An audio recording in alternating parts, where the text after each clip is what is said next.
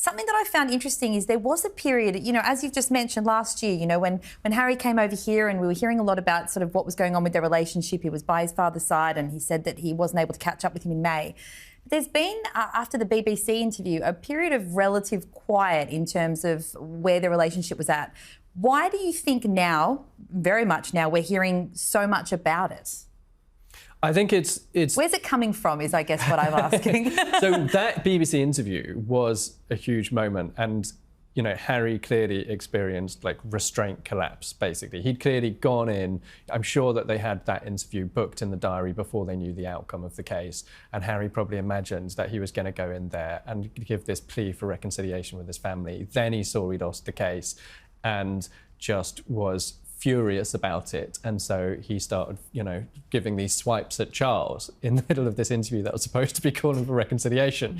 And so I thought that had a huge potential to blow any chance that he had, but it is promising to see these new meetings taking place. I think the reason behind it, though, is fundamentally because Harry had a clear out, and Meghan had a clear out of their PR team on both sides of the Atlantic. They brought new people in who have come with new energy and a real determination to move the dial in terms of public opinion, move the dial in terms of media coverage of the Sussexes, and, that comes with it, move the dial in terms of the relationship with the palace. And so we know what's happened so far. We know that the meetings happened. We've had this report about the diary being shared. What do you expect may happen with this situation now down the line in terms of Harry coming here, him having face-to-face possibly with the King?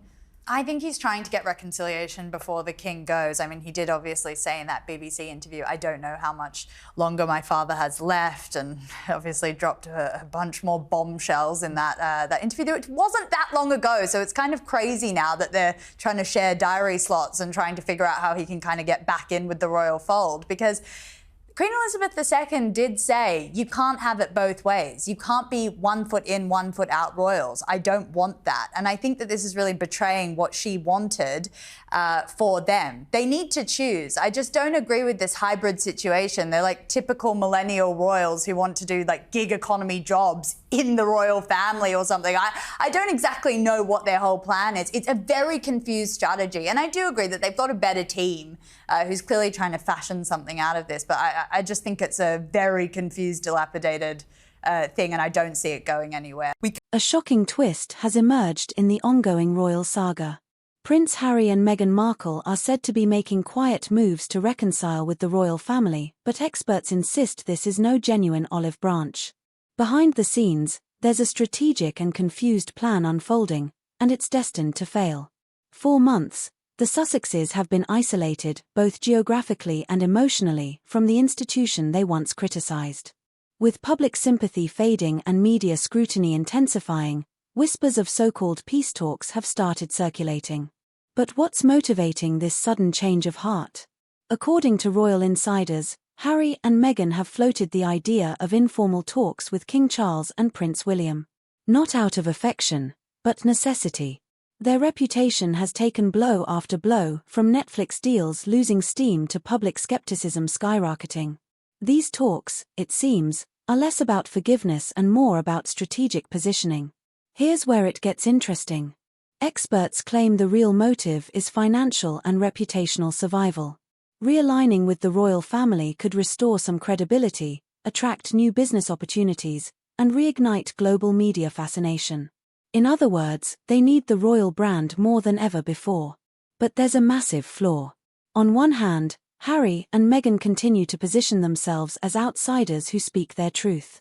On the other, they're attempting to re-enter the royal circle without genuine accountability or clarity. Can't really mention Harry without Meghan.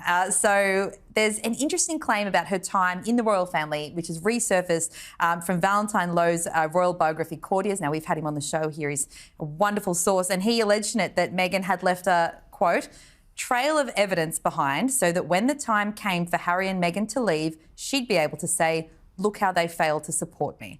I want to ask, what do you make of this claim?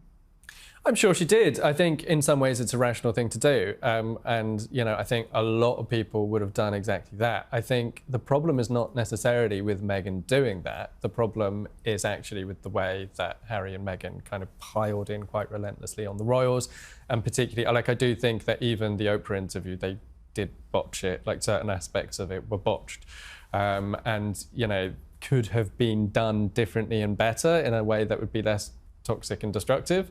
For example, you know, the racism allegation, you know, they have clearly kind of tried to change it retrospectively or row it back. So obviously they botched, you know, Meghan botched how she described that story.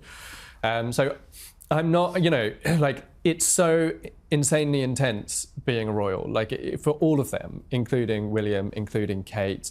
I actually don't think that it's a problem to be trying to collect these little bits and pieces as a safeguard to protect yourself. The problem is not the operation to protect herself. The problem is the operation to try to destroy everybody else, which didn't come out for several years. But, you know, there's always been this thing that Meghan's kind of intimated that she's got receipts. That was, you know, in the days after Oprah, one of her friends went on ITV and said, you know, we've got the receipts to prove everything. There was also a point where she was giving an interview and she said, you know, I've never signed anything, so I can say whatever I want. So she's always had this tendency to give these kind of slightly veiled threats that she's sitting on this bombshell. There's one point, I think they suggested they'd found the diary, you know, their diaries that they kept during these periods. So they've always had, like, been floating these ideas that they're sitting on a kind of a massive nuclear warhead that they can drop at any point. But ultimately, actually, they destroyed themselves by the way that they just basically relentlessly attacked Harry's own family in a context when no one was fighting back. And so even they may well still be sitting on unused material that Harry says he'll never share. But it kind of doesn't matter anymore, because even if they did, they're so uniformly viewed as the villains, particularly in Britain. But even in America, they're not viewed in this protective way anymore. So even if they are sitting on some unexploded bombs, I don't actually think that the royals need to be too scared of it. Well, This double strategy is confusing, contradictory, and risks alienating both sides, the palace and the public. Inside the palace, the response has been described as frosty but cautious. Senior aides are skeptical, and Prince William reportedly remains deeply distrustful. After years of public criticism, private leaks, and high-profile interviews, any so-called reconciliation will not come easy. The Windsors are playing a long game and they hold the power cards. Public reaction has been split. Some believe this is a hopeful sign of healing, but many view it as yet another calculated PR maneuver. Headlines frame it as a royal olive branch, but beneath the surface, the timing is suspicious, coinciding with dipping popularity polls and upcoming media ventures. So what does this all mean? If this is truly an attempt at reconciliation, it will require humility, honesty, and patience, three things Harry and Meghan haven't convincingly displayed on the world stage. If it's just a publicity move, it could backfire spectacularly.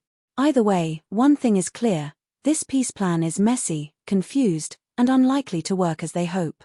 What do you think? Is this genuine peace or a desperate PR stunt? Let us know in the comments. And don't forget to subscribe for more royal revelations, dramatic breakdowns, and uncensored commentary. This story hasn't been confirmed. That allegation hasn't been confirmed by either side, of course, I should say. If it were true that she had, you know, let's take away the cynical aspect just for argument's sake then and say that she was safeguarding it. If it were true, has it been an effective strategy for her to collect that information? Did the quote that Valentine Lowe used was hijack the narrative as it turned against her? Do you think that was effective? She turned the narrative against herself. I mean, that's how I see it. I mean, I think she probably thought she was safeguarding herself. She probably thought she was collecting all these pebbles of information that she could then fling at the royal family once she exited. But I think actually the bombshell is the bullying allegations and the investigation that is still withheld by the royal family that went into Meghan when she lived at Kensington Palace, and what she has done to the staff. I mean, there were reports that she reduced people to tears. And I just think that stuff that the palace is actually protecting Meghan from. And I think it's really the other way around. I think the palace was a victim of her, not she a victim of the palace. And I think they've used every single bit of information that they can and monetized it and sold it to Netflix and wrote a book and did a podcast. And I don't think there's anything else left. I really don't think there is. I've said that so many times along the way, though. And I have been wrong. I have been wrong, very wrong. Please, I mean, I can't. I can't take it. You do like make a really interesting point, which is that actually with the bullying allegations, in a way, the palace did exactly the same thing, because Jason did what any civil servant worth their salt knows to do, which is to, if you have concerns, put them down on record, and that's what he did. But you know, the allegations that Meghan was bullying her staff had been around for a while, and by the time that he wrote that now famous email to Simon Case, William's private secretary, saying that Meghan had bullied 2 PAs out of the royal household. And he basically put down on his concerns on record and then resigned because he couldn't cope with it anymore. And it's very clear what he's doing, because 1,000 civil servants have done the same thing in different contexts. But it is rational and it is logical. But like you say, the way actually that it destroyed Meghan and Harry's reputations is actually not the fact that the allegation was made, but the fact that they didn't mention it to Oprah. So they went out and they gave this whole interview to Oprah, and they said, Harry said, my family really welcomed Meghan, and then everything changed after they saw how brilliant she was at the job. And that just isn't true, because we know that this massive argument was happening about whether Meghan was bullying the staff, and that was real. And so the fact that they didn't say it to Oprah ultimately was what was so undermining.